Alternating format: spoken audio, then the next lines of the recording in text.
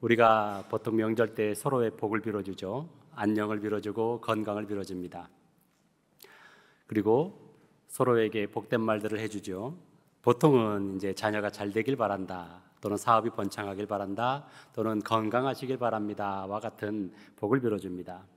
여러분들은 가족이 만나면 어떤 복을 빌어주십니까? 싸우지 말고 살아라, 돈 많이 벌어라, 취직해라. 그건 복이 아니죠. 이건 이제 질책일 수도 있겠죠. 뭐 이와 같은 복을 빌어줍니다. 복 맞지요. 근데 성경에서도 그와 같은 복을 말하지만 오늘 베드로 사도는 우리에게 조금 다른 복을 이야기합니다. 조금 다른 복은 세상 사람들은 더 많이 가질수록 이게 다 복됩니다 라고 말하지만 베드로 사도는 하나님의 관계 속에서 의롭게 살 때 우리에게 복이 임합니다 라고 말합니다. 그리고 그 복을 이어받는 여러분들이 되시길 바랍니다 라고 축복해 주는 것입니다. 우리가 기억하실지 모르겠지만 지난 시간들을 보면 종과 상전, 그리고 가정 안에서 믿음의 관계를 어떻게 맺어야 되는가, 즉 그리스도인들이 여러 사람들과 관계를 맺으면서 살아갈 때 어떻게 살아가야 하는가에 대해서 가르쳐 줬지요. 그리고 오늘 이 베드로 사도는 8절에서 마지막으로라고 말하면서 사람과 사람 사이의 관계에서 어떻게 살아야 하나님의 복이 임하는지를 가르쳐 줍니다. 그러면 하나님의 복이 무엇일까를 우리가 생각해 볼 수 있어야 하죠. 하나님의 복이란 물론 많이 가지고 물론 풍성한 삶을 살아가는 것도 복이겠지만 우리가 조금 더 생각해 보면 하나님께서 여러분들을 한시도 눈을 떼지 않고 살펴보시는 것, 그리고 여러분들이 하나님께 드리는 그 기도에 응답하여 주시는 것, 그리함으로 하나님께서 나와 함께 하신다라는 것을 내가 느끼며 사는 것, 그리고 궁극적으로 그러니 나는 어떠한 상황에서도 평안합니다. 주님이 주시는 그 평안 가운데 살아갑니다. 그래서 나는 하나님을 나의 주로 모시는 이와 같은 하나님 나라를 나는 매일매일 누리며 살아갑니다 라고 고백할 수 있는 것이 바로 복이다라는 것입니다. 그리고 그러한 복을 이어받는 자, 즉 그러한 복을 상속받는 자는 사람과 사람 사이에 어떤 관계를 맺어야 그와 같은 복을 받을 수 있는지에 대해서 지난번에는 종들은 이렇게 살고, 남편은 아내에게 이렇게 하고, 그리고 아내는 남편에게 이렇게 하고, 그리고 이제 오늘은 그렇다면 성도들 사이에서는 어떻게 살아야 되고, 또 성도들 그 바깥의 세상과는 어떤 관계를 맺고 살아야 하는지에 대해서 차근차근 가르쳐 줍니다. 그 중에 먼저 8절의 말씀을 보니까 마지막으로 말하노니 너희가 다 마음을 같이하여 동정하며 형제를 사랑하며 불쌍히 여기며 겸손하며 라고 말하면서 복을 받는 자, 복을 이어받는 자가 되려면 성도들 사이에서 이런 5가지 태도를 가져야 된다라고 말하고 있습니다. 첫 번째는 마음을 같이하여 라고 했습니다. 마음을 같이하여, 일치된 마음을 품으라는 것이죠. 여기에 이렇게 다 모여 있지만 다 생각이 다릅니다. 성격도 다릅니다. 그리고 정치색도 다릅니다. 아마 여기서 제가 정치 이야기를 하기 시작하면 아마 이쪽에 있는 누구는 찬성이요, 누구는 반대요 라고 하면서 내일 날이 새도록 정치 이야기로 다툴 수도 있겠지요. 교회란 그렇다면 똑같은 정치색을 가진 사람들끼리 모여 있는 곳이 교회일까요? 아니지요. 베드로 사도가 말하는 마음을 같이하여라고 하는 그 일치라는 것은 예수 그리스도를 마음에 품는 것, 바로 그 한 마음을 품는 것이 일치입니다. 무엇을 하든, 무슨 말을 하든, 무슨 생각을 하든, 무슨 결정을 하든 모든 일에는 예수 그리스도의 이름을 위하여라고 하는 마음을 한 마음으로 품는 공동체가 바로 교회라는 것입니다. 그리고 베드로 사도는 오늘 하나님의 복을 제대로 누리려면 성도들 간의 관계에서는 바로 이렇게 예수님을 마음에 품는 이 마음으로, 한 마음으로 일치하십시오라고 우리에게 가르쳐주고 있는 것입니다. 또 두 번째 뭐라고 이야기하고 있냐면 동정하며 형제를 사랑하라라고 말합니다. 서로 공감하라는 것이죠. 우리는 혈연관계, 즉 피로 맺어진 공동체를 뭐라고 부릅니까? 가족이라고 부르죠. 오늘 여러분들 집에 오시는 분들은 거의 대부분은 피로 맺어져 있지요. 피로 맺어져 있는 대부분의 사람들은 물론 남들보다 못한 가족도 있을 수 있습니다만은 그래도 이 피로 맺어져 있는 이 사람들이 다른 사람보다 더욱 각별한 이유는 나와 혈연 관계이기 때문에 그렇습니다. 그렇다면 우리는 어떻습니까? 이 교회는 피로 맺어졌어요? 아니에요. 어떤 것 같습니까? 애매하죠. 보통 이렇게 물어보면 피로 맺어졌으니까 그렇게 물어봤겠지라고 생각을 하실 텐데 아무리 봐도 내 옆 사람하고 나하고는 별로 그렇게 가족 같은 그런 혈연 관계가 아니라고 생각할 수도 있습니다. 자, 그런데 교회가 처음 어떻게 생겼는가, 생겨졌는가, 생겨났는가를 생각해 보십시오. 예수 그리스도의 피로 우리는 맺어진 공동체입니다. 즉, 교회 밖의 사람들보다 훨씬 우리는 더욱더 끈끈해지고 끈끈하고 각별해져야 되는 관계라는 것입니다. 그러면 내 옆 사람 가족이 아니더라도 그러한 시선으로 바라봐집니까? 그게 가능케 하는 것이 바로 예수 그리스도의 피라는 것입니다.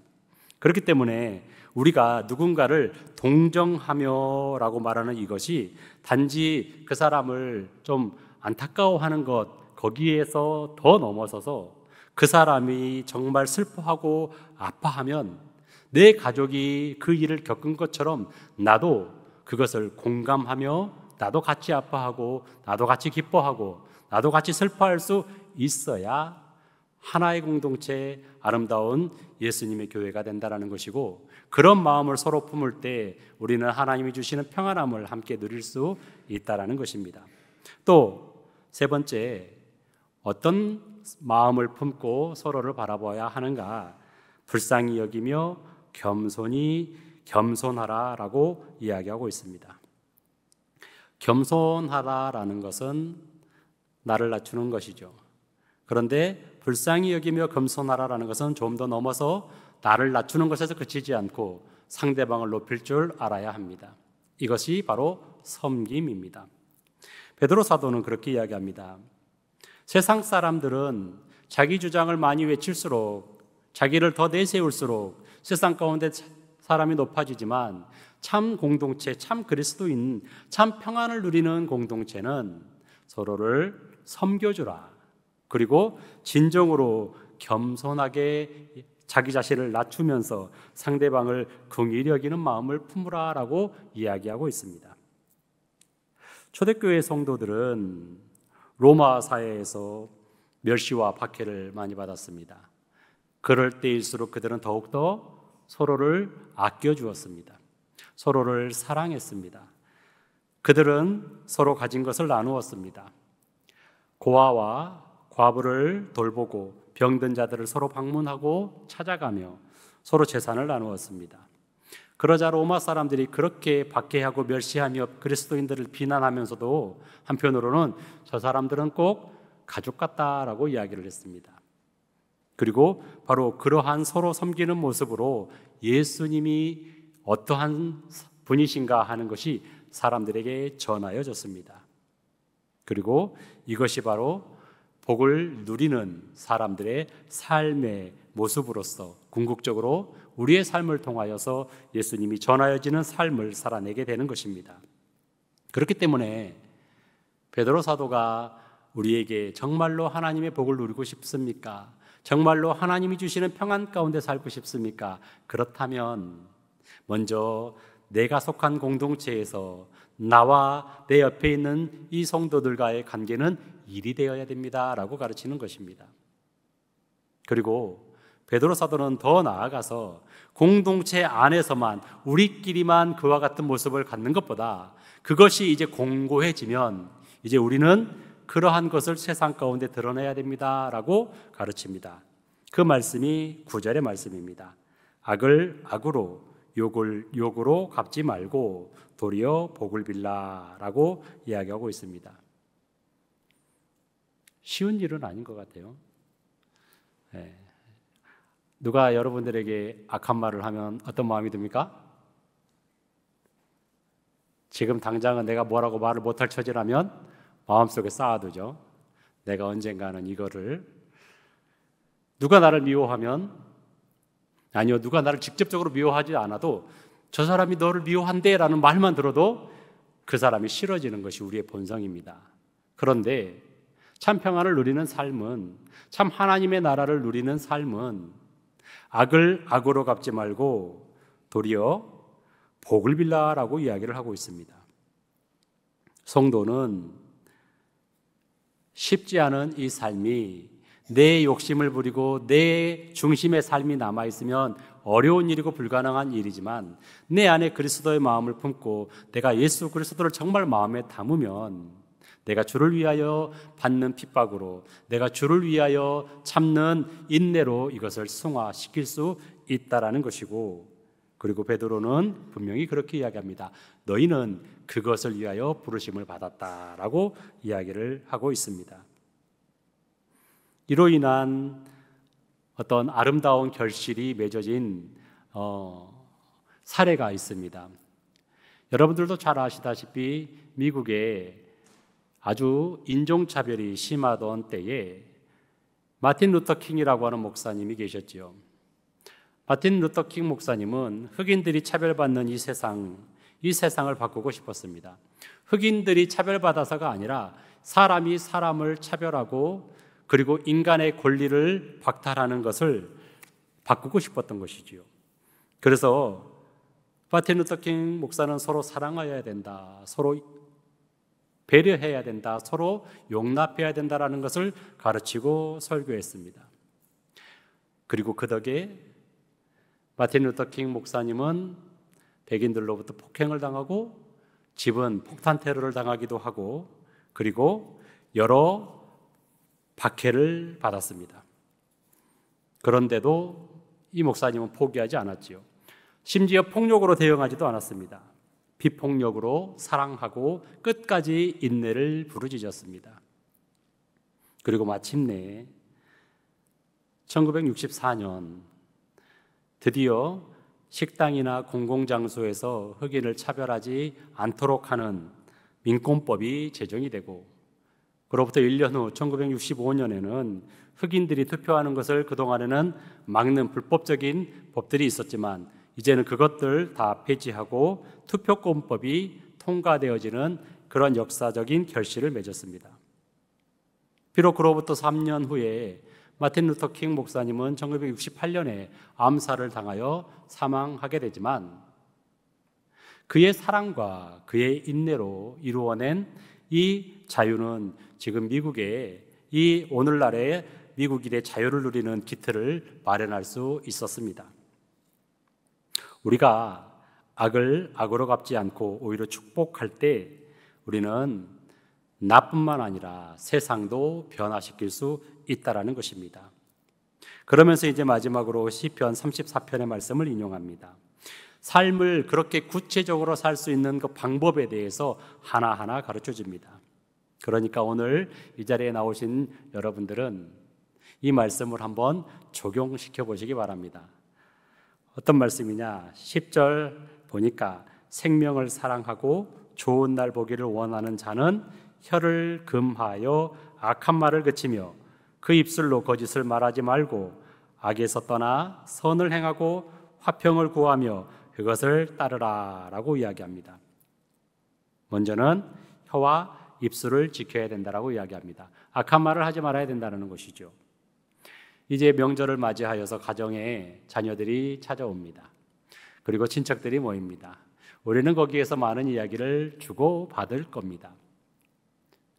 혹시 아직 결혼하지 않은 자녀에게 넌 도대체 언제 시집 갈 거니? 또는 너 장가 언제 갈 거야? 언제까지 그러고 있을래? 라고 말하지는 않으시겠죠? 우리 신안의 성도님들 정도 되면 이제 그 정도는 말하지 않으실 겁니다. 또는 이제 아직 취업을 하지 못하고 있는 정말 취업난이 심각하거든요. 그런 청년들에게 취업은 했어. 언제까지 그렇게 백수로 살 거야? 이제 빨리 공부 좀 하고 안 되면 기술이라도 배워야지 등등의 말들을 하지는 않으시겠죠. 말을 조금 바꿔보아라 라는 것입니다. 예를 들면 누가 결혼 청년기인데 결혼을 하지 않고 있습니다. 그렇다면 제일 좋은 것은 아무 말도 하지 않는 것이겠지만 조금 바꿔서 얼마나 아름다운 사람을 예비하셨길래 하나님께서는 너를 위해서 너무나 아름다운 사람을 예비하셨나 보다. 어떤 사람을 맞아들이게 될지 참으로 기대가 된다. 나는 그 사람을 위해서 기도할게. 등등의 말들. 또 직장을 잡지 못하고 있으면 너의 꿈이 참 큰가 보다. 그 꿈을 위해서 나는 항상 응원하고 하나님께 기도할게. 그 꿈대로 이루어지길 바랄게. 같은 말들을 하면서 서로에게 격려해주고 축복해주는 말이 서로를 살리는 말이 될 것입니다. 우리가 진짜 말을 조심하고 혀를 조심해야 됩니다. 상처를 주는 말이 아닐지언정 사람을 살리기도 하고 죽이기도 하는 것이 말이기 때문에 그렇습니다. 이번 명절 때는 축복하는 말만 여러분들의 입에 있기를 바랍니다. 또 두 번째 뭐라고 하냐면 좋은 날을 살기 위해서는 악에서 떠나 선을 행하라 라고 이야기하고 있습니다. 단순히 죄를 피하는 것을 넘어서 선을 행하고 더 나아가서 화평을 추구하라 라고 이야기합니다. 화평을 추구하기 위해서는 내가 낮아지고 내가 죽어야 합니다. 이번에 가족 간의 모임이 있고 만남이 있을 것입니다. 그런데 아름다운 화목이 흐르는 가족이 있는가 하면 갈등이 있는 가족도 있을 것입니다. 껄끄러운 관계가 있는 가정도 있을 것입니다. 그럴 때 저 사람은 왜 저렇게 변하지 않아? 쟤는 도대체 왜 저렇게 늘 똑같아? 하지 마시고 내가 먼저 한번 죽어보시고 내가 먼저 한번 낮아져 보시기 바랍니다. 왜냐하면 저와 여러분은 누구를 마음속에 품었기 때문에요? 예수님을 마음에 품었기 때문에요. 만약에 가족 중에 누군가가 날카로운 말을 하고 뭔가 마음에 들지 않는 그런 말을 하면 여러분들은 속으로 어떻게 생각하셔야 되냐면 역시 예수님이 마음에 없으면 저렇게 사람이 뭐가 나는구나. 그러니 하나님 저 영혼을 긍휼히 여겨주십시오. 그리고 하나님께서 그 마음속에 임재하여 주셔서 변화시켜 주십시오. 그렇다면 내가 누리는 이 평안을 함께 누릴 수 있을 텐데 말입니다 하면서 그를 위하여 축복의 말을 빌어주시기 바랍니다. 어느 가정에서 아버지가 늘 짜증내고 화를 내는 말투를 사용하시는 가정이 있었습니다. 그래서 그 가정은 늘 우중충한 분위기와 날선 분위기를 항상 가지고 있었어요. 그런데 이 아버지께서 성경을 읽다가 이 말씀이 꽂혔어요. 그래서 연습하기 시작합니다. 말을 조금씩 바꿔보려고 합니다.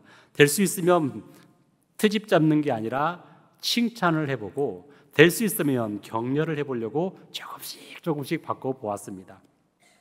그랬더니 가정의 분위기가 달라지고 웃음이 피어나면서 화목하게 되어졌습니다. 뭔가가 변한 게 아니라 한 사람의 혀가 달라졌을 뿐인데 가정의 평안함과 가정의 화목함이 있었다는 것입니다. 이렇게 하나님께서 원하시는 삶을 살기 위해서는 혀를 지키고 선을 행할 때 바로 하나님이 약속하신 좋은 날을 여러분들이 경험할 수 있게 된다는 것입니다. 그러면서 베드로 사도는 12절에서 이 모든 삶을 지켜보시는 분이 누구인가를 분명하게 이야기합니다. 우리 12절 말씀은 함께 읽어보겠습니다. 시작. 주의 눈은 의인을 향하시고 그의 귀는 의인의 간구에 기울이시되 주의 얼굴은 악행하는 자들을 대하시느니라 하였느니라. 아멘. 하나님이 누구를 보시고 누구의 기도를 들어주신다고요? 의인들의 기도를 들어주시고 의인들을 보신다라는 것입니다. 여러분들의 기도에 하나님이 응답해 주시면, 하나님이 여러분들의 기도를 들어주시면 어떤 일이 벌어질까요? 놀라운 일이 벌어질 것 같지 않습니까?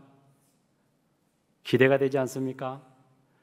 여러분들이 처한 상황을, 여러분들이 처한 환경을 하나님께 그대로 고할 수 있고 하나님께서 그 기도에 응답하여 주신다면 정말로 놀라운 삶, 풍성한 삶, 그러한 삶이 기대되지 않으십니까? 이제 저와 여러분들은 고향으로, 가족의 품으로 돌아갈 것입니다. 오늘 하나님께서 여러분들을 이곳에 부르신 데에는 아마도 특별한 목적이 있으셔서 부르셨을 것입니다. 제각각 가정으로, 고향으로 미리 돌아가신 분들은 또 다른 말씀이 그들에게 임하였을 수도 있습니다. 하지만 이 자리에 있는 여러분들에게는 어떠한 말씀이 임했는가? 바로 오늘 이 들은 하나님의 말씀이 임하였습니다. 그 말씀을 바로 집으로 돌아가서 집에서 얼굴을 대하는 자들에게 바로 한번 실험해 보시고 실천해 보십시오. 그렇다면 여러분들도 하나님이 주시는 평안함을 누리며 사실 수 있으실 것입니다. 가정에서 축복의 말을 하고 그리고 화평을 구하며 겸손히 섬기시기 바랍니다. 악을 악으로 갚지 말고 오히려 선으로 대하시기 바랍니다. 그러면 하나님이 주시는 평안함이 여러분들과 여러분들의 가정과 이 교회에 임하게 될 것이고 그곳에 속해 있는 순간 여러분들은 평화를 누리고 화평을 누리면서 하나님이 주시는 이 평안함 가운데 거하실 수 있게 될 것입니다. 부디 저와 여러분들이 이 복된 삶의 주인공이 되시기를 주님의 이름으로 간절히 축원합니다. 기도드립니다.